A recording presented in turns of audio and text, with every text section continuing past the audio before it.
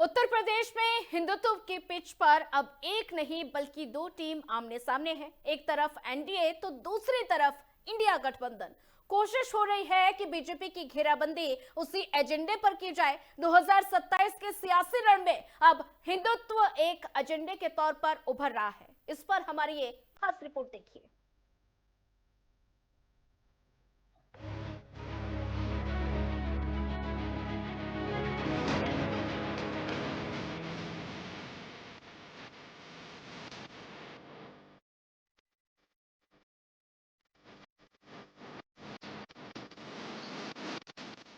उत्तर प्रदेश के कांग्रेस मुख्यालय की ये तस्वीरें 2027 के चुनावी एजेंडे की तरफ साफ तौर पर इशारा कर रही हैं। भारी पुलिस फोर्स और बैरिकेडिंग के पास खड़े यूपी कांग्रेस के चीफ अजय राय और उनके सैकड़ों कार्यकर्ता हाथों में हनुमान चालीसा लेकर आए थे। पुलिस ने उन्हें हनुमान मंदिर जाकर दर्शन करने और बाद में पीएम मोदी के खिलाफ प्रदर्शन करने से रोका तो कांग्रेस ने बीजेपी और पीएम मोदी पर सनातन का अपमान करने का आरोप लगाते हुए हनुमान चालीसा का पाठ शुरू कर दिया। अब समझते हैं ऐसा क्यों हो रहा है। अचानक यूपी की सियासी हवाओं में हिंदुत्व का राग कैसे गूंजने लगा।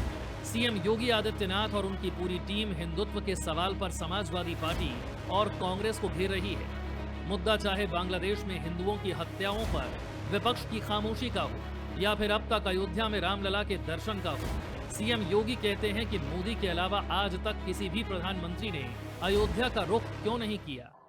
आज फिर इसकी उद्घोष कर रहा है कि जाति के नाम पर मत और संप्रदाय के आधार पर विभाजन हमारे लिए उसी प्रकार से सर्वनाश का कारण बन जाएगा जैसे बांग्लादेश के अंदर हम देख रहे हैं। बांग्लादेश के अंदर आप देख रहे हो सेकुलरिज्म के नाम पर ठेका लेकर के चलने वाले वे लोग जिनकी दुकानें हिंदू समाज को और सनातन धर्म को कमजोर करने और हिंदू समाज को तोड़ने की पूरी ताकत लगाती है।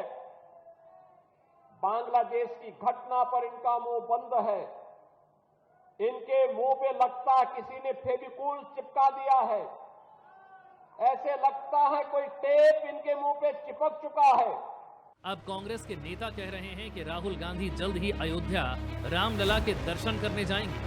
बीजेपी ने तो आधे अधूरे मंदिर में ही प्राण प्रतिष्ठा का आयोजन कर दिया, लेकिन अब मंदिर का निर्माण पूरा हुआ है तो राहुल गांधी खुद अयोध्या दर्शन करने जाएंगे। इधर समाजवादी पार्टी पहले ही भगवान श्री राम को समाजवादी और उनकी सेना को पीडीए बताकर बीजेपी के हिंदुत्व को चोट पहुंचा रही है।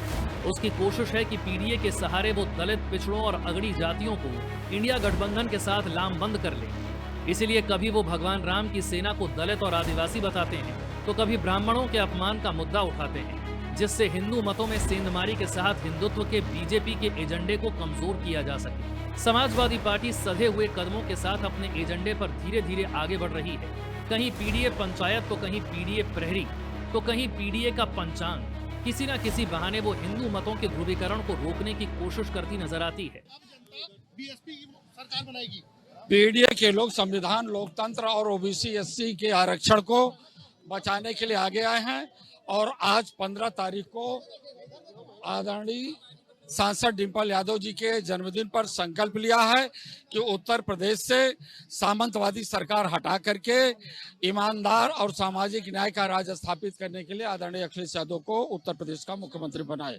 लेकिन समाजवादी पार्टी और कांग्रेस की ये कोशिश इतनी आसानी से कामयाब हो जाए ये संभव नहीं। बीजेपी और उससे जुड़े हिंदूवादी संगठन लगातार हिंदुओं के उत्पीड़न पर विपक्ष की खामोशी पर सवाल उठाते हैं। बांग्लादेश में हिंदुओं की हत्याओं पर खामोशी बीजेपी के लिए एक बड़ा सियासी हथियार है, जिसे लेकर सीएम योगी से लेकर हिंदूवादी संगठन तक विपक्ष पर हमलावर है। दरअसल बीजेपी चाहती है कि यूपी में 2027 की जंग 80 बनाम 20 की कर दी जाए, जिसमें बहुसंख्यक आबादी उसके साथ आ जाए। अगर ऐसा होता है तो यूपी में बीजेपी की हैट्रिक लगने से कोई रोक नहीं सकता।